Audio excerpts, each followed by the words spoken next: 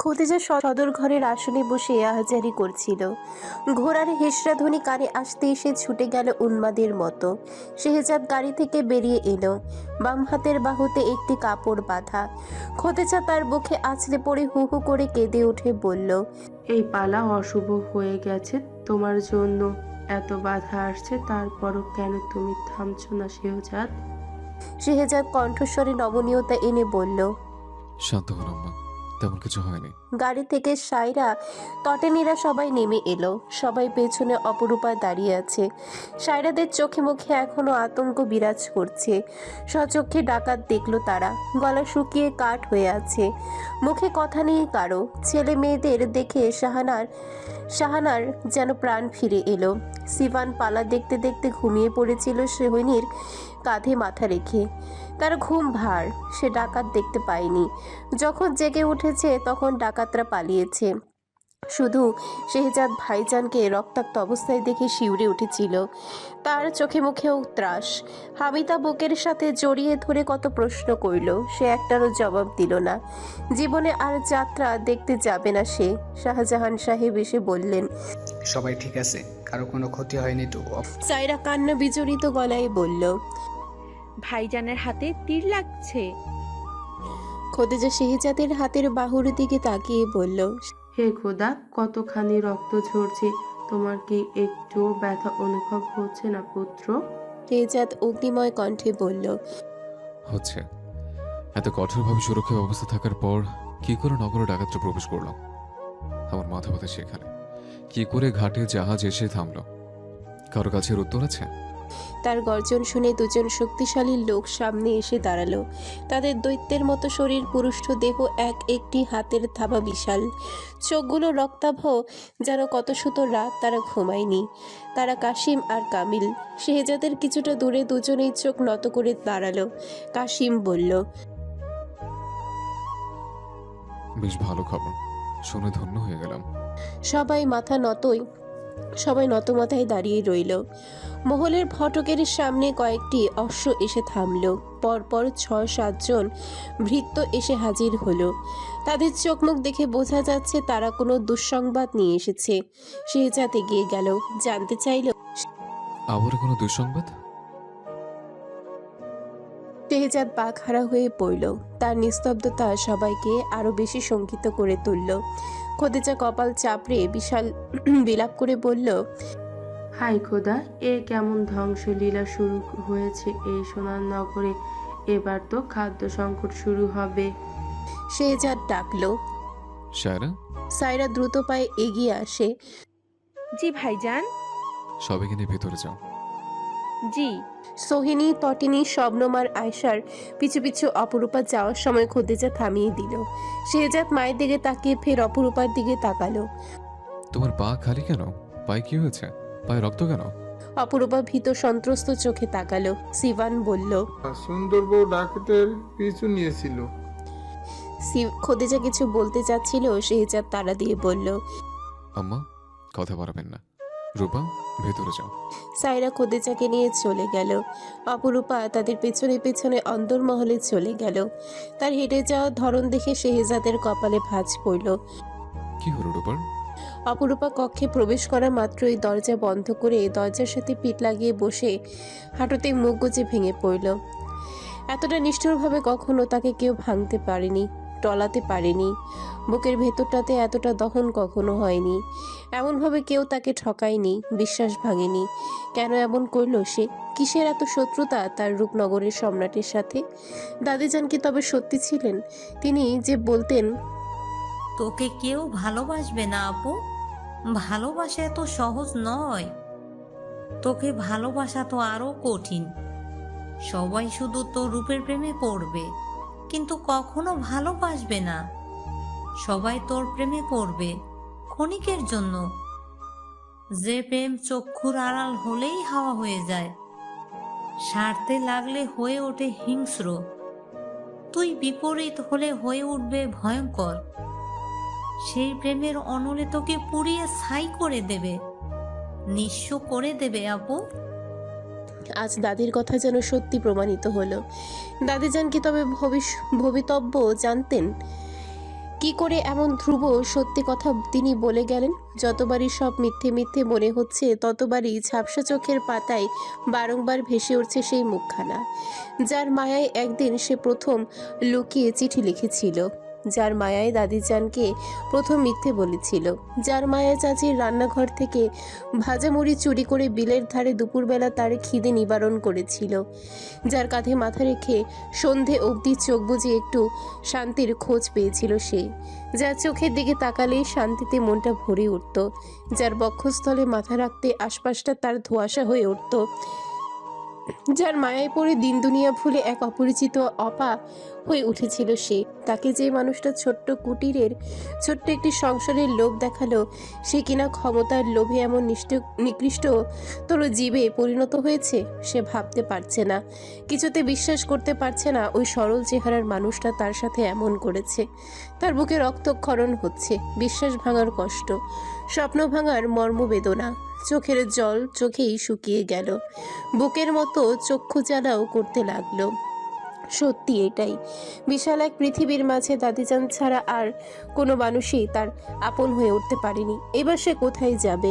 যার আশায় মহলে এতদিন কাটিয়ে দিল, সে তার সব আশায় জল ঢেলে দিল, তাকে আঙ্গুল দেখিয়ে দিল। আমার মতো অভাগিনীকে ভালোবাসা যায় না, শুধুই ব্যবহার করা যায়, শুধুই সময় কাটানো যায়, পুতুলের মতো নাচানো যায়, হাসানো যায়, কাঁদানো যায়, তার বাহ্যিক রূপে মোহিত হয়ে মুগ্ধ হয়ে কয়েক মুহূর্তের জন্য প্রেমে পড়া যায়। কিন্তু মায়া, তোর মায়াতে কেউ কবু পড়েনি, পড়বে না। তোকে বুকের মাঝে আগলে রেখে ভালোবাসার মতো মহৎ প্রাণ মানুষ তো নেই, হবেও না। কিছুক্ষণের মধ্যেই মহলে হইচই পড়ে যায়। একটি কথা কানে আসে, মিঠি মারা গিয়েছে। হৃৎপিণ্ডটা যেন লাফিয়ে উঠল প্রায়। শেহজাদ হাসপাতাল থেকে ফিরে এলো। তখন রাত্রি গভীর, মাঝে মধ্যে বন্য শেয়ালের ডাক ভেসে আসে। কালু মিয়া আর মুভিস হাসপাতাল থেকে ছাড়া পেয়েছে, তবে কাজ করার মতো অবস্থায় এখনো ফিরেনি তারা। হাসপাতালে তাদের টিকিয়ে রাখা যাচ্ছে না। নগরের এমন বিধ্বংসী অবস্থার কথা শুনে তারা আরও উতলা হয়ে উঠল মহলে ফেরার জন্য। শেহজাদ তার হাতে চিকিৎসা নিয়ে তাদের সাথে ফিরে এলো। পোড়া গুদামের মালিকদের ভরসা দিয়ে এলো, যতদিন সম্রাট আছে ততদিন তাদের ভয় নেই। এবার সম্মুখ যুদ্ধের আহ্বান করবে সে। পরিণতি যাই হোক, মহলে ফিরেই শুনতে পেল তার মিঠি মারা গিয়েছে। তটনির কোলে তার মৃতদেহ। তটনি এগিয়ে এসে বলল, তোমার কক্ষে ওদের খেতে দিতে গিয়েছিলাম, গিয়ে দেখি ও শুয়ে আছে চুপচাপ। কোলে নিয়ে দেখি ঠান্ডা হয়ে আছে, প্রাণ নেই। ডাক্তারবাবু কিছুক্ষণ বুঝতে পারছে না। খদিজা কপালে হাত চেপে বসে আছে।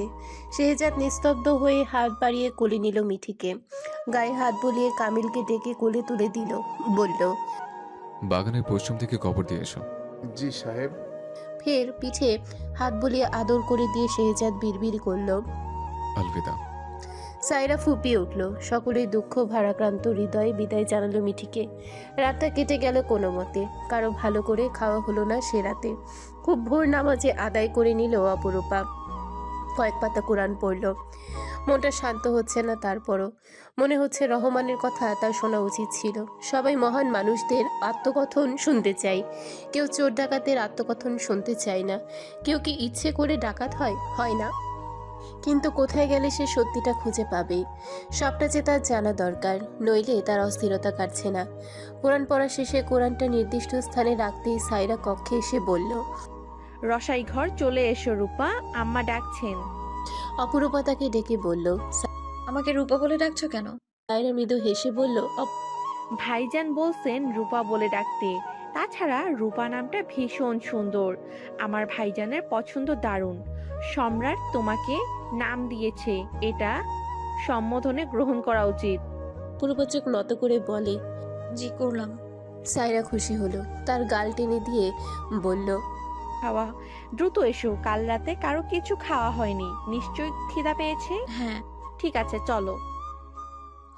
অপরূপা জায়নামাজ ভাঁজ করে ঘরটা গুছিয়ে রাখলো, তারপরে বেরিয়ে গেল। রসোই ঘরে পা রাখতেই সবাই তার দিকে ঘাড় ঘুরিয়ে তাকালো। সাদা ওড়না দিয়ে ঢাকা তার মস্তক, ফুলহাতা কামিজ আর কালো সালোয়ার পরা। খদিজা তার মুখের দিকে তাকালে আর রুর গলায় কথা বলতে পারে না। মেয়েটাকে দেখলেই বুকের ভিতরে কাঁপুনি ধরে। কেমন রহস্যে আবৃত এবং শান্তময়ী সে। মাঝে মাঝে শৃঙ্খল ভেঙে দু একটা কথা মুখের উপরে বলে ফেলে। আজকাল সেটাও তেমন লক্ষ্য করা যাচ্ছে না। খদিজা ডাক দিল, ফুলকলি। জি মা বেগম। টেবিল সাজিয়ে দিয়ে আয়। শেহজাদকে কুসুম গরম পানি দিবি, ওর ঔষধ গরম পানি দিয়ে খেতে হয়। আইসা যাইতাছি। অপরূপা রুটির প্লেট তুলে নিয়ে হামিদাকে বলল, আমি সাহায্য করি, ব্যথা আছে, কমে যাবে।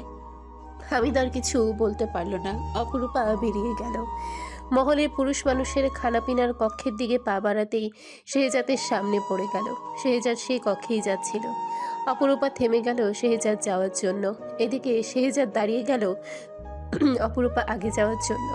অপরূপা তার নড়চড় না দেখে পেছনে ফিরে তাকালো, বলল, আপনার হাতের অবস্থা কেমন? শেহজাদ গুরুতর ভঙ্গিতে বলল। খুব খারাপ। অপরূপা আহত চোখে হাতের বাহুর দিকে তাকালো, বলল। মনে হচ্ছে না খুব খারাপ। শেহজাদ হাসলো, তারপরে এগিয়ে গেল। অপরূপাও কিঞ্চিত হেসে পা বাড়ালো তার পিছু পিছু। শেহজাদ চেয়ার টেনে বসলো। অপরূপা টেবিলের উপরে তার হাতের বাসনটা রাখতেই শাহজাহান সাহেব হেসে বললেন। অপরূপা শোনো। পরক্ষণে শেহজাদের দিকে তাকিয়ে হেসে উঠে বলল, দুঃখিত। শুধু রূপা। তোমার তোমার না হওয়া পরের নাম তো রহমান নয়, সামাদ। ব্যবসায়ীরা তাকে সামাদ নামে চেনে। পলাশপুরে আবার সেই মুরাদ নামে পরিচিত। এত রূপ তার। তুমি কি এসব বিষয় জানো? অপরূপা দুপাশে মাথা নাড়লেও বলল, তার বিষয়ে আর ঘাটাঘাটি না করার অনুরোধ। আমি মহল থেকে চলে যাব। তার ফেরার হলে আমি যেখানে থাকি সেখানেই ফিরবে। শেহজাদ শর্ত জুড়ে দিয়ে বলল। চলে যাবো বললেই তো হয়ে গেল না? বলে ফেলার পরই মনে হলো সাবধানতা অবলম্বন করে কথা বলা। সম্রাট এবার ভুল করে বসলেন। বাবা চাচার দৃষ্টি দেখে সহজাত ঔদার্য বোধ দেখিয়ে বলল, একা একটা মেয়ে মানুষ কোথায় যাবে? অপরূপা তাতে জল ঢেলে দিয়ে বলল, আমাকে নিয়ে এতটা চিন্তিত হবে না দয়া করে। ফুলকলি মতিবানু বাকিগুলো নিয়ে এসে টেবিল সাজিয়ে দিতে দিতে অপরূপাকে বেড়ে দিতে বলে চলে গেল। সাফায়া তার ডাক্তার সাহেবও এসে যোগ দিল টেবিলে। ডাক্তার সাহেব অপরূপাকে দেখে মিষ্টি হেসে বলল, সুপ্রভাত রূপা। অপরূপা মিষ্টি হেসে বলল। সুপ্রভাত। শেহজাদ হাসি মুখে বলল। আপনাকে বললাম আর কটা দিন থাকতে। ফজল সাহেব বললেন, সে না রূপা, এখন সুস্থ। আমার আর থাকা হচ্ছে না। আমার স্ত্রী সিটি এসেছে, ফিরতে হবে। তবে তার খুবই ইচ্ছে ছিল একদিন সুলতান মহলে আসবে। শেহজাদ প্রসন্ন কণ্ঠে বলল, অবশ্যই। এর পরের বার ওনাকে নিয়ে আসবেন। কবে আসবেন বলুন? যত দ্রুত সম্ভব তাকে নিয়ে আসবো। ততদিন কি রূপা মহলে থাকবে? শেহজাদ অপরূপার দিকে তাকালেও কৌতূহল দেখিয়ে বলল। রূপা কেন? ফজল সাহেব হেসে বললেন, কারণ রূপা একজন চমৎকার মেয়ে। প্রথম দেখায় ওকে খুব জেদি মনে হয়েছে, কিন্তু এখন দেখছি সে খুব মিষ্টি একটা মেয়ে। আমার স্ত্রী ওকে পেয়ে আরো খুশি হয়ে যাবে। তাছাড়া মহলে আরো মিষ্টি মেয়ে আছে। শাহজাহান সাহেব বলে উঠলেন। কেন থাকবে না? অবশ্যই থাকবে। আপনি শীঘ্রই চলে আসুন আপনার স্ত্রীকে নিয়ে। খুব বেশি দেরি করবেন না। ফজল সাহেব বললেন। চেষ্টা করব। শেহজাদ খেয়ে পানির গ্লাস টানতেই অপরূপা গরম পানির গ্লাসটা এগিয়ে দিল, বলল, মা বেগম আপনাকে গরম পানি দিতে বলেছেন। কিন্তু গরম পানি খেতে আমার ভালো লাগে না। ভালো না লাগলেও খেতে হবে, এটা ওনার আদেশ। শেহজাদ গরম পানির গ্লাস সরিয়ে দিয়ে বলল, খাবো না, এটা আমার আদেশ। অপরূপা দ্বিধাগ্রস্তের মতো চেয়ে রইল। তারপর খালি গ্লাসে খানিকটা গরম পানি আর তার উপরে খানিকটা ঠান্ডা পানি ঢেলে শেহজাদের দিকে বাড়িয়ে দিয়ে বলল, আমাকে দুজনের আদেশ পালন করতে হবে। সাফায়ার টেবিল চাপড়ে হেসে উঠে বলল, দারুণ কাজ করেছে রূপা। সিবান এসে চেয়ার টেনে বসলো, হেসে বলল, সুন্দর বউ, তোমাকে আজ সত্যি বউ লাগছে। শেহজাদ মহাবিরক্তি নিয়ে পানি খেতে খেতে বলল, বউটা কার? সম্রাটের। সবাই থতমত খেলো। শেহজাদ পানিটুকু ভেতরে গিলতে পারল না, মুখ দিয়ে বসে থাকলো। সিবান খিক করে হেসে নিজের বুকে আঙ্গুল ঠেকিয়ে বলল, ছোট সম্রাটের? ছোট সম্রাট কে বলো তো? সাফায়াত তার পিঠ চাপড়ে দিয়ে বলল, সিভান সাহেব। তার মানে রূপা সিভানের বউ? হ্যাঁ, সুন্দর বউ। শেহজাদ বলল, কিন্তু তোমার সুন্দর বউ তো চলে যাবে তখন। সিভান কপাল ভাঁজ করে ফেলল। রুটি ছেঁড়ার সময় জোর দিয়ে বলল। রশি দিয়ে এই ভূতের ঘরে বেঁধে রাখবো। সবাই হেসে উঠল একসাথে। তৎক্ষণাৎ রূপার মনে পড়ল ওই কক্ষ দুটির কথা। ওই ঘরের রহস্য সমাধান করার পরপরই সে মহল ছেড়ে চলে যাবে। তার কাছে পয়সা আছে। গুদাম পুড়ে যাওয়া লোকগুলিকে 15 দিনের খাবার দেওয়া হয়েছে। 25টা বাড়ি থেকে 25 জন এসেছে। সম্রাট তাদের মাঝে চাল ডাল আর শস্যাদি বিতরণ শেষ করে কক্ষে ফিরে হাম্মামখানায় গোসল করতে চলে গেল। ফিরে এসে দেখলো মা বসে আছে তার ঘরে। সে মাথার জল মুছে নিতে নিতে বলল, কিছু বলবেন আম্মা? হ্যাঁ, তোমাদের নিকার কথা ভাবছি আমি। নিকা হয়ে গেলে অনেক বালা মুসিবত আপনা আপনি কেটে যায়। একই মহলে অবিবাহিতভাবে বেগম নিয়ে একসাথে উঠা বসা আরো পাপ হচ্ছে। মফিজ সুস্থ হয়েছে, আগে ফুলগুলোর নিকাটা সম্পন্ন হোক, তারপর। খদিজা খানিকটা সন্দেহের চোখে তাকায় ছেলের মুখপানে। সে এবার ইন্দিরাপুরের যাত্রা থেকে ফিরে একটা মেয়ের কথা বলেছিল। সে খদিজাকে বলেছিল, আম্মা, দূর দেশ হতে আপনার জন্য একটি বন্ধু নিয়ে আসলে কেমন হয়? সে একদম আপনার মনের মতো হবে। খদিজা বিস্ময় নিয়ে জিজ্ঞেস করেছিল, দূর দেশ? কত দূর? কে সে? কতদিন ধরে চেনো? দাদাজান বলতেন আমি মানুষ চিনে ফেলি সহজে। সে তো নিশ্চিন্তে থাকুন, সে ভুল মানুষ হবে না। তার খোঁজ নিয়ে দেখেছে, সে সেখানকার জমিদারের নাতনি, দাদিজানের আদরের পুতুল। আমি চাইলে আমাকে দিয়ে দেবেন। আমি রূপনগরের সম্রাট বলে কথা। আপনি কি বলেন? খদিজা রুক্ষ স্বরে বলেছে, এত কিছু জানি না। তোমার দাদাজান বলে গেছেন শাহানার বড় কন্যার সাথে তোমার নিকাহ দিবে। শেহজাদে সে কথা পাত্তা দিল না। বলল, তটিনী আমার বোনের মতো, ওকে আমি নিকা করতে পারবো না। এ অসম্ভব আম্মা। খদিজা পুত্রের মুখ চেয়ে সেদিন বলেছিল, ঠিক আছে, ওই মেয়েকে একদিন নিয়ে এসো। আমি দেখার পর ভেবে নেব যে রূপনগরের সম্রাটের বেগম হওয়ার যোগ্য কি না। যোগ্য হলে তাকে নিয়ে আসবো আমার মহলে, আর না হলে তোমাকে তটিনীকে নিকা করতে হবে। শেহজাদ মাকে কথা দিল, কিন্তু তারপরের বার ইন্দিরাপুর থেকে এসে সে সেই মেয়ের কথা তুলতেই চাইল না। এড়িয়ে গেল বারংবার। খদিজা জানতে চাইলে বিরক্ত হয়ে এক সময় বলল, হারিয়ে গেছে। তটিনীকে বিয়ে করব। শান্তি আপনি আর জানতে চাইবেন না তার কথা। খদিজা সেদিন কষ্ট পেল। মনে মনে দেশ পুষে রাখলো সে মেয়েটির জন্য। কত রাজকপাল তার রূপনগরের সম্রাট তাকে এক দেখায় চেয়ে বসেছিল, আর সে কোথায় হারিয়ে গেল। আম্মা, কি ভাবছেন এত? শেহজাদের কথায় খদিজা হুঁশে ফিরে চমকে তাকায়। পূর্ণ দৃষ্টি মেলে দেখে তার দিকে প্রশ্নাত্মক দৃষ্টিতে চেয়ে আছে শেহজাদ। ঘোর লাগা চোখে পুত্রের দিকে চেয়ে থাকতে থাকতে চুলগুলোয় হাত বোলায়। কত কষ্টে এই একটা মাত্র পুত্রের প্রাণ বাঁচিয়েছে খদিজা। তার আগে 6টা সন্তান তার কোল খালি করে চলে গেল। এজন্যই তো তাকে নিয়ে মায়ের মন বড়ই দুশ্চিন্তায় ভোগে। এই আম্মা, আপনার আজ কি হলো? আর কিছু বলতে চান? আমাকে বেরোতে হবে। খদিজা চোট করে প্রশ্ন করে, আমায় সত্যি কথা বলবে পুত্র? সেই মেয়েটা কি অপরূপাই? শেহজাদ মায়ের প্রশ্ন হকচকিত চোখে তাকায়। স্তব্ধ হয়ে দাঁড়িয়ে থাকে চুপচাপ। তারপর সরে পড়ে, চাদর টেনে নিয়ে গায়ে জড়িয়ে কক্ষ থেকে বের হয়ে যায়। তখনই অপরূপা তার সামনে এসে পড়ে। তার কোলে মিঠু। চোখ নত করে থমকে গিয়ে বলে, দুঃখিত, আমি মিঠুকে দিতেই এসেছিলাম। ও আমার ঘরে গিয়ে বসে আছে। খদিজা কক্ষ থেকে বের হয়ে একবার শেহজাদ আরেকবার অপরূপার দিকে তাকায়। শেহজাদ অপরূপার দিকে এক পলক তাকিয়ে পাশ কাটিয়ে চলে যায়। অপরূপা ওর যাওয়ার দেখে ভাবে সে ভুল কিছু করেছে। খদিজা ধমক দিয়ে ডাকে, এই মেয়ে, তুমি এই ঘরের আশেপাশে ভুলেও আসবে না। জি। অপরূপা মিঠুকে ছেড়ে দিয়ে মাথা নামিয়ে চলে যেতে থাকে। মিঠু আবারও তার পিছু পিছু দৌড়ায়। খদিজা মহা বিরক্ত হয়ে বলে, সবারই কাটার প্রতি ফজল সাহেব বেরোবেন শুনে অপরূপা ওনার কক্ষের কাছে ছুটে গেল। উনি অপরূপাকে দেখে হেসে বললেন, আরে রূপা, কিছু বলবে? অপরূপা পা টিপে টিপে কক্ষে প্রবেশ করে। ফজল সাহেব ব্যাগ গোছাতে থাকেন। অপরূপা জানতে চাই, মিঠির মৃত্যুর কারণটা জানতে পেরেছেন?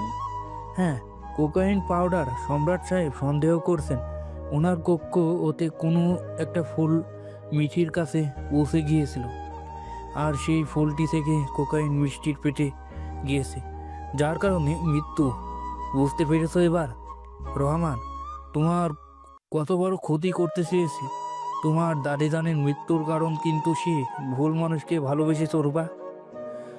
আর এর পরিণতি ভয়ানক। তাছাড়া তুমি রাতে জ্বলন্ত মোমবাতি হাতে হাঁটাহাঁটি করতে ঘুমের মধ্যে, সেই কারণে তোমার হাতের তালু সেকা লেগেছে। রহমান কেন এসব করবে? আমাকে নেশা করিয়ে ওর কি লাভ? সেটাও ভালো জানতে পারবে। চলি, ভালো থেকো তুমি। আমি আবার আসবো। ও হ্যাঁ, আরেকটা কথা বলতে ভুলে গিয়েছি। যার পাশে সম্রাট আছেন তার কোনো বিপদ আর হবে না। অপরূপা চুপ করে রইল। যদি দাদিজানের মৃত্যুর কারণ রহমান হয়ে থাকে তাহলে সে ছাড়বে না তাকে। রহমানেরকে তার শাস্তি পেতে হবে, ভয়ানক শাস্তি। ডাক্তার সাহেব চলে যান সেদিন। অপরূপার সময়গুলো কাটতে থাকে মহলে। ওই কক্ষে যাওয়ার পথ খুঁজে পায় না সে। কতবার ওই চাবি দুটো হাতে কক্ষ দুটির পথে পা বাড়িয়েছে। কেউ না কেউ চলে আসে। চাবি দুটো আসলেই ওই কক্ষের কিনা সেটা সে জানতে পারলে হয়ে যেত। গভীর রাতে ভয় করে তাই সে যায় না, কিন্তু এভাবে চলতে পারে না। এবার রহস্য উদ্ঘাটন করতেই হবে ভয় কাটিয়ে। মহলের মেয়েদের অস্ত্র শেখার গুরু এসেছেন সপ্তাহখানেক হলো। সবাই যখন অস্ত্র চালানোর কলা কৌশল শেখে, অপরূপা দরজার বাহির হতে তা দেখে। সেদিনও দেখেছিল। হঠাৎ তার পাশে শাহজাহান সাহেবকে আবিষ্কার করলো রূপা। বুকে থুতু ছিটাতেই উনি বলল, ভয় পেয়েছে? না। তুমি সাহসী মেয়ে, ভয় পাওয়ার কথা নয়, অস্ত্র চালানো শিখবে। অপরূপা বিস্ময় নিয়ে ওনার দিকে ফিরল, বলল, অস্ত্র? আমি? হ্যাঁ, অপরূপা মৃদু হাসলো, কৌতূহল দেখিয়ে বলল, আমি পারবো? চেষ্টা করতে পারো। নিজের আত্মরক্ষার জন্য শিখে রাখাটা জরুরি। কেউ যদি আহত হয় আমার হাতে? হলে হোক। না বাপু, দরকার নেই। শাহজাহান সাহেব হেসে উঠে বললেন, তটিনী মা, একটা অস্ত্র দাও তো এদিকে। তটিনী হাঁপাতে হাঁপাতে অস্ত্র নিয়ে দৌড়ে এলো। শাহজাহান সাহেবের হাতে অস্ত্র দিতেই তিনি তা অপরূপার হাতে তুলে দিলেন। বলল, বীরেরা মৃত্যুতেও সুখ খুঁজে পায়, আর বৃদ্ধরা হাজার বছর বেঁচে থেকেও সে সুখ পায় না। বীরের মতো বাঁচতে শিখো অপরূপা। অপরূপা চকচকে তলোয়ারটি হাতে নিয়ে এপিটোপিট উল্টিয়ে দেখে। বেশ ভার, কিভাবে চালাবে সে? তুলতেই তো হাত ব্যথা হয়ে যাচ্ছে। সায়রার সাথে দু একবার তলোয়ার চালাতে গিয়ে হাত থেকে তলোয়ার খসে পড়ে গেল কয়েকবার। তারপর চোখ মুখ খিচে বন্ধ করে বলল, না না, আমি পারবো না। শাহজাহান সাহেব তাকে দেখে হাসতে হাসতে গুরুজির উদ্দেশ্যে বললে, তাকে তলোয়ার চালানো শেখানোটা আপনার কাজ, বাকিরা তো বেশ পারছে। গুরুজি মাথা ঝাঁকিয়ে বলে, তলোয়ার ধরা এবং চালানোর কলা কৌশল, শত্রুপক্ষের গতিবিধি বুঝে ফেলার প্রশিক্ষণ প্রায় অল্প দিনেই রপ্ত করে ফেলে অপরূপা। বাকিদের সাথে তুখর প্রতিযোগিতা চলতে থাকে। নেশায় পরিণত হয় অস্ত্র চালানো। অদ্ভুত এক সাহস বুকের ভিতরে হতে উদ্গম হয়। তেজিয়ান যোদ্ধার মতো অস্ত্র চালিয়ে পরাজিত শত্রুর ম্লান মুখ দেখার তীব্র ইচ্ছে বুকের ভেতরে পোষণ করে। খোদেজা শাহজাহান সাহেবের উপর চড়াও হয়। কেন ঘরে এমন কালসাপ পুষছেন তিনি? এই অস্ত্র একদিন যদি তাদের উপরে ওঠে। শাহজাহান সাহেব চুপ করে শোনেন। মেয়েটাকে দেখে তেমন মনে হয় না। তাছাড়া শেহজাদ শুনেও তেমন কিছু বলেনি। তার মানে তার মত আছে। মহলের নিরাপত্তা ব্যবস্থার কাজ চলছে, সেই সাথে নদীর ঘাটগুলোতে কাঁটাতারের বেড়ি বাঁধানো কাজ চলছে। ডাকাত প্রবেশের আর কোনো রাস্তা নেই। শেহজাদ সেসব কাজে তদারকি করা নিয়ে ব্যস্ত ছিল। মাঝে মধ্যে মহলের ভেতরে দুপাক হাঁটাহাঁটি করে। যুবতীদের তলোয়ার চালানোর খেচাং খেচাং শব্দে থেমে যায় সে কক্ষটির সামনে। এক ঝলক দেখে নিয়ে পুনরায় তার কাছে বেরিয়ে যায়। ফুলগুলির বিবাহ কার্যক্রম শুরু হয়েছে তন্মধ্যে। মহলের ভেতরে বিবাহ কার্য সম্পন্ন হবে। সকাল থেকে পাটায় মশলা পিষে যাচ্ছে অপরূপা। মশলা বাটা শেষে তটনি এসে বলল, রূপা মেহেদি বেটে দিতে হবে, ফুলি আপার হাতে লাগাবো, সেই সাথে আমরাও। হামিদা বলল। তটনি বলল, তা কি করে হয় রূপা? আর একটু কষ্ট করে, দয়া করে। অপরূপা কখনই মুখের উপরে না বলতে শেখেনি, তাই বলতে পারল না। মেহেদিও বেটে দিল। খোদেজা কিছু বলল না। অপরূপা নীরবতা তাকে স্বস্তি দেয়। মুখের উপরে কথা বললে উনি সহ্য করতে পারেন না। সন্ধে যখন নামলো তখন মহলে ফিরল শেহজাদ। সারাদিনের ক্লান্তি দেহ ভর করেছে। এদিকে ফুলকলির বিবাহকাল। কাজের বুয়া হলেও তার তত্ত্বাবধানে বিয়ে পড়ানো হচ্ছে, সেহেতু ওর উপস্থিতি থাকাটা জরুরি। তাই নাওয়া খাওয়া সেরে সাফায়াতের সাথে ফুলকলির কক্ষের দিকে গেল। ফুলকলি সবার মাঝে বসে লাজুক লাজুক হাসছে। তার হাতে বাটা মেহেদি পরিয়ে দেয়া মেয়েটাকে আজকাল দেখা যায় না তেমন, অথচ সে মহলেই থাকে। মাঝে মধ্যে মতিবানুর সাথে কথা বলার অজুহাতে ওই কক্ষের দিকে আসে শেহজাদ। তার কণ্ঠস্বর শুনলেই মেয়েটাকে আড়াল হয়ে যেতে দেখে। এ যেন পূর্বের অপরূপা। সাফায়াত রসিকতা করতে করতে ভেতরে প্রবেশ করে। শেহজাদ চলে আসে। রূপা বিব্রতিকর অবস্থায় পড়ুক সে তা চায় না। বিবাহের দিন চলে এলো, নিকাহ পড়ানো হবে রাতে। অপরূপার সারাটা দিন রসই ঘরে কেটে গেল। সে কাজে হাত দিলে খোদেজাকে চিন্তা করতে হয় না। তার ধোয়া মোছা পরিষ্কার, যা আদেশ পায় তা করে আগ বাড়িয়ে বাড়তি কাজও করে দেয়। দেখে বোঝা যায় কাজের হাত পাকা। চুপচাপ বিনা বাক্যে কাজ করে যায়। খাওয়া পড়ার হিসেব যেন সে চুকে দেয় কাজ করে। খোদেজা অবশ্য খুশি অন্য কারণে। ওনার কারিশমা বেশ কাজে লেগেছে, একবারও অমান্য হয়নি কথার।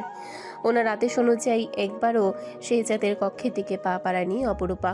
ভুলেও শেহজাদের সামনে পড়েনি, বরং শেহজাদের কণ্ঠস্বর কানে এলেই আড়াল হয়ে যায়। এতে তিনি সন্তুষ্ট। তার উপরে একজন বহুরূপীকে ভালোবেসে যে ঘর ছাড়তে পারে, সে অন্তত রূপনগরের সম্রাটের পায়ের যোগ্যও নয়, সে যতই রূপবানুও হোক। বিষয়টা ওনার বুদ্ধিমান আক্কেলমস্ত ছেলে বুঝতে পারেনি এমন না, বেশ বুঝেছে সে। তাই তো মায়ের সাথে সলা পরামর্শ আজকাল সে কমিয়ে দিক, তাতে কি। ছোট থেকে এত বড় করেছেন অনেক কষ্টে।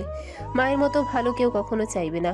আর অপরূপা, সে কোথাকার চাই না। তার মনে শেহজাদের জন্য এতটুকু মায়া আছে, না আছে দরদ। কোন বলে উনি শেহজাদের পাশ ঘেঁষতে দেবে মেয়েটাকে? ভালোবাসা যেখানে থাকে সেখানে চোখ হারানোর বিষয় থাকে। তা শেহজাদের মাঝে দেখা গেলেও অপরূপার কাছে তা আশা করাটা নিছক হাস্যকর ব্যাপার ছাড়া কিছুই নয়। তাকে দেখলেই বোঝা যায় মহৎ প্রাণ বলে শেহজাদের প্রতি তার অগাধ সম্মান আছে, অন্য কিছু নয়। ফুলকলিকে বধূ সাজানো হয়, ঘোমটা টেনে দিয়ে বরের সামনে নিয়ে আসে অপরূপা, সাইরা, তটনি সবাই মিলে। মাঝখানে হালকা গোলাপি রঙের পর্দা ঝুলানো। শেহজাদ সবকিছু এক ঝলক দেখতে দেখতে এসে থামে সাফায়াতের পাশে। সাফায়াত মুফিজের পাশে দাঁড়িয়েছে। শেহজাদ হঠাৎই পর্দার অন্য পাশে ফুলকলিকে ধরে এনে পাটিতে বসানো অপরূপাকে দেখতে পায়। বিয়ে উপলক্ষে সবার জন্য নতুন পোশাক আনা হয়েছে, তার মধ্যে একটা রূপা পড়েছে। মাথা ঢাকা ওড়নার উপর পড়া টিকলিটা তার বাঁকা হয়ে গিয়েছে। পর্দার ওপাশে চোখ ফেলতেই শেহজাদের দিকে চোখ পড়ার সাথে সাথে যেই চোখ নামিয়ে নিতে যাবে, ঠিক তখনই শেহজাদ ইশারা করে টিকলিটা ঠিক করে নিতে। অপরূপা কপালে হাত দেয়, নাকে হাত দেয়। শেহজাদের ইশারা বুঝতে পারে না। শেহজাদ পর্দা একটুখানি সরিয়ে ভালো করে বুঝিয়ে দিতেই অপরূপা টিকলিটা সোজা করে দেয়। শেহজাদ হাসে, অপরূপাও হাসে। বিয়ে পড়ানো হচ্ছে ওদিকে, শেষ প্রায়, মিষ্টিমুখ চলছে। অপরূপা দেখলেও সবাই বিয়ের আসর দেখতে মত্ত। পুরুষেরা বিয়ের আসরে, মেয়েরা আড়ালে দাঁড়িয়ে বিয়ে পড়ানো দেখছে। ফুলকলির আনন্দের শেষ নেই। শেহজাদ ভাইজানের ঋণ সে জীবনেও শেষ করতে পারবে না। তার চোখে মুখে উৎফুল্লতা, কোনো বেদনার ছাপ নেই। তাকে দেখে বোঝার উপায় নেই কিছুদিন আগেও তার জীবনে একটা ঝড় বয়ে গেল। আর মফিজ একজন বাস্তব প্রেমিক আর এখন স্বামী। অপরূপা সুযোগ বুঝে চাবি নিয়ে ওই কক্ষ দুটির কাছে চলে গেল। কাওয়ালি বাজনা চলছে বাইরে, তাই দরজা খোলার আওয়াজ কারো কানে যাবে না। কিন্তু দুটো চোখের নজরদারিতে যে শুধুই সে তার সম্পর্কে সে অবগত নয়, তাই সে চোখের আড়াল হওয়া মাত্রই শেহজাদ উতলা হয়ে উঠল এবং খোঁজার উদ্দেশ্যে বেরিয়ে পড়ল। কক্ষ দুটির একদম দক্ষিণ পাশে হওয়ার ওদিকে কোলাহল কম। অপরূপা তলোয়ার দুটি বহু কষ্টে নামিয়ে নিল। হাতে ছিলে গেল নামানোর সময়, অসম্ভব ভারী। তারপর তালায় চাবি ঘুরলেও বার কয়েক, তালায় জং ধরেছে, সে সাথে চাবিতেও। তালার ভিতরে চাবি ঢুকিয়ে মোচড় দিতে গিয়ে হাতটা লাল হয়ে গেল অপরূপার। ঘাম ছুটে গেল সারা মুখে। হাতে আর বিন্দুমাত্র শক্তি নেই। দুরু দুরু বক্ষে আল্লাহ আল্লাহ জপতে জপতে যে দরজাটা খুলল, ঠিক তখনই কোনো পুরুষালী পদধ্বনি শুনতে পেল অপরূপা। পুরুষটি আর কেউ নয়, স্বয়ং শেহজাদ। ততক্ষণে অপরূপা কক্ষের ভিতরে প্রবেশ করেছে। হাতের হারিকেনটি তুলে দেখল কক্ষটিতে সব ছাই, ধোয়ার কালি, যেন পোড়ামাটির ঘর। কালি আর ছাই ছাড়া কিছুই স্পষ্ট নয়। পায়ের সাথে তখনই কিছু একটার আঘাত লাগলো। হারিকেন নামাতেই দেখলো একটি রূপোর ফ্রেমের ছবি। ছবিটা ময়লা, তার গায়ের পোশাক ময়লা হয়ে গিয়েছে ইতোমধ্যে। কালি লেগে গেছে হাতে পায়ে পোশাকেও। ছবিটা তুলে দেখলো পুড়ে গেছে অনেকটা। হাত দিয়ে ছবিটা মুছতে গিয়ে পেরেক জাতীয় কিছু হাতে তালুতে বিঁধে গেল। গড়গড়িয়ে রক্ত ঝরল। অপরূপার সেদিকে ভ্রুক্ষেপ নেই। সে ছবিটা পরিষ্কার করতেই দেখতে পেল একটি সাদা কালো তৈলচিত্র। একজন রানীর সাজে মহিলা দাঁড়িয়ে আছে শেরতাজ সাহেবের পাশাপাশি। ওনাদের সামনে দুজন শিশু হাসি হাসি মুখ করে চেয়ে আছে। ছেলেটা দেখতে হুবহু সিপানের মতো। তার বয়স 9, 10 বছরের কাছাকাছি হবে। মেয়েটি তখন অনেক ছোট, হৃষ্টপুষ্ট তার শরীর। পায়ের কাছে আরও একটি তৈলচিত্র খুঁজে পায় অপরূপা। সেটি কুড়িয়ে নিয়ে পরিষ্কার করতেই দেখতে পায় 3টে ছেলে কাঁধে কাঁধ মিলিয়ে দাঁড়িয়ে আছে একসাথে। একজন শেহজাদ, সাফায়াত, অন্যজন সিবানের মতন দেখতে ছেলেটা। অপরূপা কিছু বুঝে ওঠার আগেই হঠাৎ মরমর শব্দ হয়। ঘরের কোনায় রাখা লম্বা বাঁশ জাতীয় কিছু একটা অপরূপার গায়ে এসে পড়ে। মাথায় প্রচণ্ড আঘাত পায় সে। তৈলচিত্রটি হাত থেকে পড়ে যায়। আবারও কুড়িয়ে নিতে যাবে, ঠিক তখনই কক্ষের দরজা খুলে যায়। চিৎকার করে উঠতে যাবে, ঠিক তখনই শেহজাদ এগিয়ে এসে তার মুখ চেপে ধরে চাপা স্বরে জানতে চায়। এখানে কি করছিল রূপা? মুখ চেপে ধরায় অপরূপা কিছু বলতে পারে না, ছটফট করে। শেহজাদ কক্ষের দরজা বন্ধ করে বলে। চুপ। কক্ষের বাইরে দুজন লোক এসে দাঁড়ায় বলে। শেহজাদ শান্ত কণ্ঠে উত্তর দেয়। লোক তোমরা কাজে যাও, আমি কাজ শেষে বেরিয়ে যাচ্ছি। দুটো চলে যেতেই শেহজাদ অপরূপাকে ছেড়ে দেয়। অপরূপা ততক্ষণে অচৈতন্য বরণ করে নিয়েছে। শেহজাদ তাকে কোলে তুলে নিয়ে কক্ষ থেকে বেরিয়ে আসে। অপরূপা যখন জ্ঞান ফেরে তখন সে নিজেকে আবিষ্কার করে একটি কাঠের দোলনায়। দোলনাটি লোহার শিকল দ্বারা ঝুলানো। অপরূপা শোয়া থেকে ওঠা মাত্রই শেহজাদকে দেখলো চারপাশটা অন্ধকারাচ্ছন্ন। মাথার উপরে খোলা আকাশ, একটি চাঁদ, অগণিত তারা। দূরে একটি জলপুকুরে স্বচ্ছ জল ঝলমল করছে। বাঁশবাগানের কাছে কয়েকটি জোনাকি পোকা উড়াউড়ি করছে। বুঝতে পারল সে মহলের পেছনের দিকটায় আছে। শেহজাদ তার হাতের তালুতে ভেষজ পাতার রস লাগিয়ে দিতে দিতে কাপড় বেঁধে দেয়। অপরূপা চেয়ে থাকে। শেহজাদ কাপড় বাঁধা শেষে ভ্রু নাচিয়ে বলে, ওই কক্ষে কি কালী মেয়েকে যা অবস্থা, দেখতে তো পেতনিদের মতো দেখাচ্ছে। পেতনি? হ্যাঁ, আরো বেশি। অপরূপা কিছুক্ষণ চুপ থেকে করে থাকে। শেহজাদ হেসে উঠে বলে, এত কৌতূহল কিসের? আমাকে জিজ্ঞেস করলে তো সবটা বলে দিতাম। কে জানতে চাও বলো। আপনার কোনো বড় ভাই ছিল? শেহজাদ সোজাসাপটাও জবাব দেয়। হ্যাঁ। কি নাম? শিরহাম সুলতান। কোথায় সে? মৃত। কিভাবে মারা গিয়েছেন উনি? শেহজাদ কঠোরভাবে বলে। আজ কত বড় ভুল করেছো তুমি জানো না। আমি জানি না সবাইকে কি বলবো। কেনই কক্ষে গিয়েছ? শুধু কৌতূহল বসো তো? অপরূপা জেদ বজায় রেখে বলে। আমার প্রশ্নের উত্তর দিন। আপনার ভাইজান কিভাবে মারা গেল বলেন না। শেহজাদ বিরক্তি নিয়ে বলে ওঠে। অপঘাতে নদীতে ঝাঁপ দিয়ে নিজের প্রাণ দিয়েছেন বড় চাচার উপর রাগে অভিমানে। কারণ বড় চাচা ভাইজানকে ত্যায্যপুত্র করেছেন। অপরূপা স্পষ্ট স্বরে উচ্চারণ করে। কেন তেজপুত্র করেছেন? কারণ ভাইজান মনে করতেন বড়মার মৃত্যুর পেছনে আমাদের সবার হাত ছিল। বড় চাচাকে খুন করতে চেয়েছেন ভাইজান। বড় চাচা তাই তাকে গৃহত্যাগ করতে বাধ্য করেছিল। বড় চাচা অনুতপ্ত না হলেও আমরা অনুতপ্ত। ভাইজান হারিয়ে যাক, এটা আমি চাইনি। অপরূপা তার চোখ দুটো মেলে দ্বিধাগ্রস্তের মতো চেয়ে থাকে। কি অদ্ভুত, যারা তার মৃত্যু নিয়ে অনুতাপে ভুগছে সে কত আনন্দে আছে। তাদের ধ্বংস করতে তার কত লীলা খেলা, কতটা নৃশংস খেলায় মেতে উঠেছে সে। মাঝখানে তাকে পুতুলের মতো নাচিয়েছে। কি চাই সে? কেন তাকে এসবের মধ্যে জড়িয়েছে?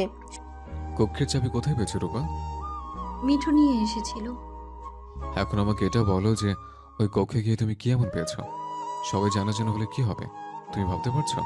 আমায় শুলে চড়াবে? শেহজাদ উত্তর দেয় না। খেয়াল করে দেখে অপরূপার কপালের একটা পাশ ফুলে ডবডবে হয়ে আছে।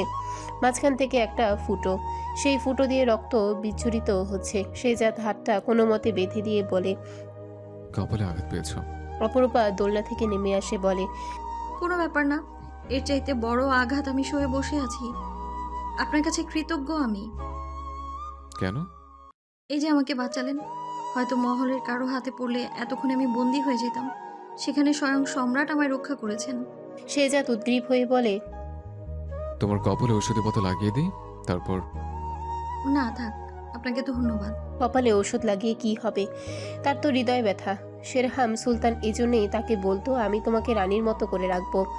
আর যদি সে অন্যায়ভাবে নিজের ছোট ভাইয়ের কাছ থেকে রাজ্য কেড়ে নিয়ে রাজা হয়ও, অপরূপা সেখানে রানী কি করে হবে? এ অসম্ভব। কিন্তু কি করবে সে? কোথায় পালাবে? তাকে নীরবে চোখের জল ফেলতে দেখে শেহজাদ উদ্বিগ্ন কণ্ঠে বলে উঠল, কিছু না বলে আমি বুঝবে কি করে তোমার কি হয়েছে? তোমার চোখে জল কেন? কষ্ট হচ্ছে? কপালে যন্ত্রণা হচ্ছে নিশ্চয়ই। চলো ভেতরে চলো, ডাক্তার ডেকে নিয়ে আসবো আমি। বলবো বলবো তুমি না জেনে খুলে ফেলেছ। না না, দয়া করে আপনি চলে যান। আপনার আম্মা জানতে পারলে আমার রক্ষে থাকবে না। আপনি নিজেকে আমার এসবে জড়াবেন না। সে যত রুক্ষ দৃষ্টিতে চেয়ে থাকে। সে তো জড়িয়েই আছে এই শুরু থেকে, আর ছাড়া পেল কই। প্রচণ্ড বৃতৃষ্ণা নিয়ে বলল, যার সাথে জড়িয়েছ সে তোমাকে রেখে পালিয়েছে, আর খোঁজও নেয়নি। নিজের ভালো তো পাগলও বোঝে, আর তুমি তো নির্বোধ। আমার দেখা শ্রেষ্ঠ বোকা। এসব মেয়েদের দেখলে আমার রাগ হয়। এরা নিজের জন্য না, সবার জন্য ক্ষতিকর। অপরূপার নাসিকাগ্র কাঁপতে কাঁপতে থাকে। পরোক্ষ অপমানে ফুপিয়ে উঠে বলে, ক্ষতিকর বলেই তো আপনার আম্মা তার রাজপুত্রের সামনে যেতে বারণ করেছেন। তাহলে ওনার রাজপুত্র কেন আমায় রক্ষা করছেন? এই ক্ষতিকর কীট থেকে নিজেকে মুক্ত রাখুন।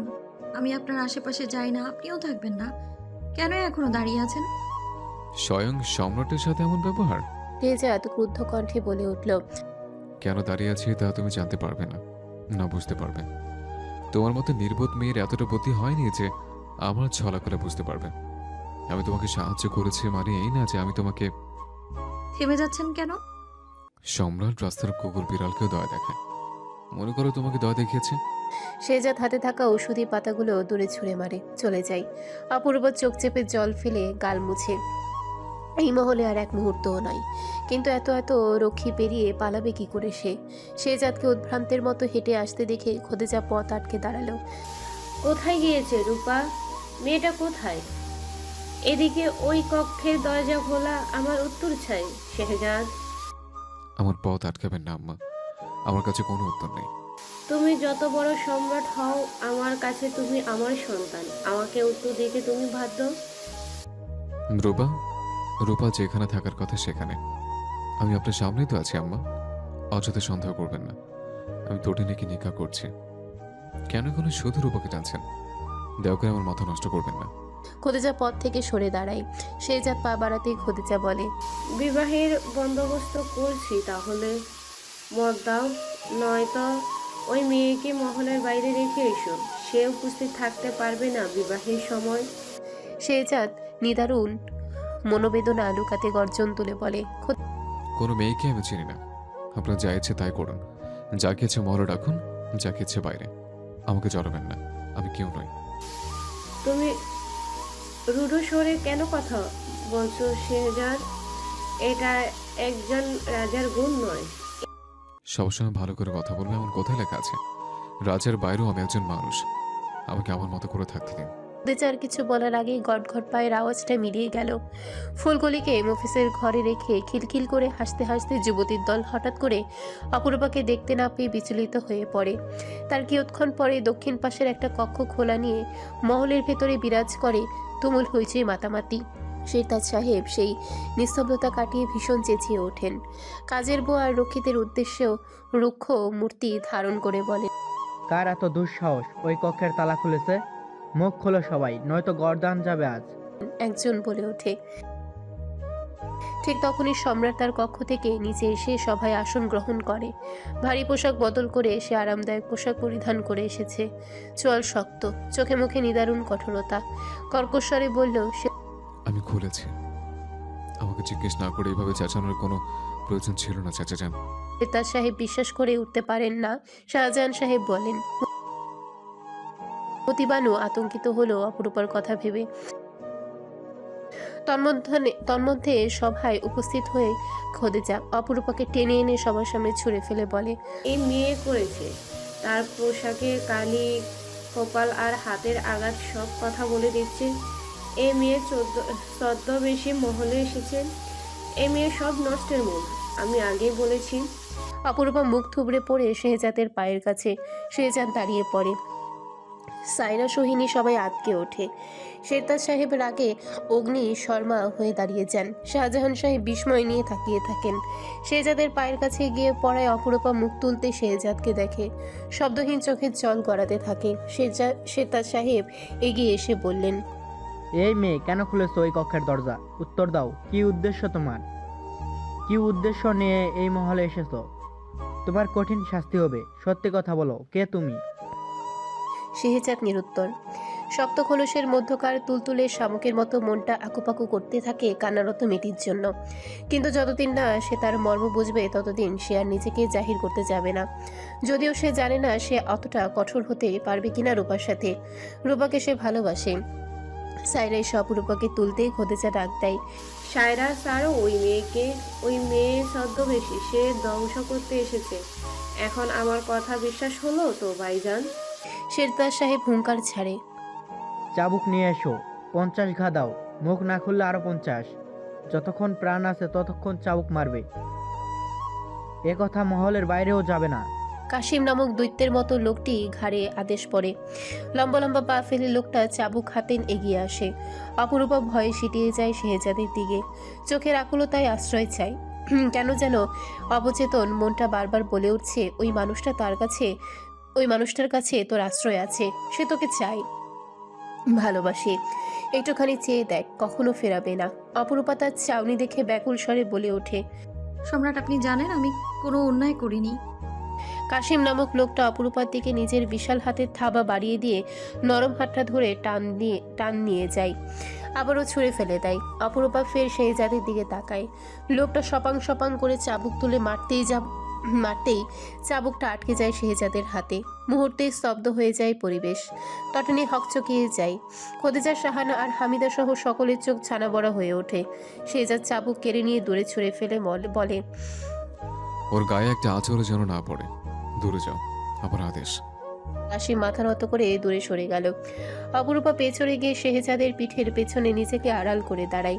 শেহজাদ হুঙ্কার ছেড়ে বলে, মহলে এত লোকের সম্মুখে কোনো নারীর গায়ে আজ অব্দি কোনোদিন চাবুকের ঘা পড়েনি, আজও পড়বে না। খোদেজা চেঁচিয়ে ওঠে, শেহজাদ, নিজের ধ্বংস ডেকে এনো না। এ মেয়ে তোমার ধ্বংস, তোমার জন্য অশুভ, তোমার প্রাণ নাশিনী। নিজের প্রাণের মায়া থাকলে এই কুহুকিনীকে ছেড়ে দাও। তুমি অন্ধ হয়ে গেছো, এই বিষকন্যা তোমাকে অন্ধ করে দিয়েছে। খোদেজার কথায় বিদ্যুৎ স্পৃষ্টের মতো চমকায় সবাই। তটনি তৎপর হয়ে শাহানার কাছে ছুটে গিয়ে বলে,